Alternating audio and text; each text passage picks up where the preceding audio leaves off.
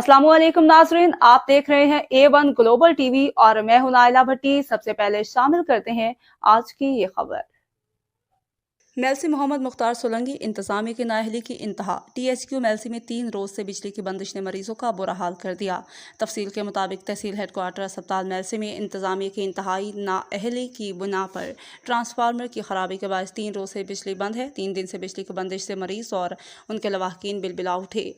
सिर्फ cardiology ward में आर्जी तौर पर जनरेटर की मदद से बिजली फराहम की जा रही है, जबकि दीगर वार्ड्स में बिजली गायब है। बिजली की बंदिश के बायस ऑपरेशन टेस्ट वगैरह भी ताखीर का शिकार हैं और मरीज भी परेशान है। मरीजों और उनके लवाहकीन ने मुतालबा किया है कि आला हुकाम नोटिस लेकर बिजली बहाल कराएं। मजीद खबरों और अपडेट से बाखबर रहने के लिए देखते रहें A1 ग्लोबल टीवी।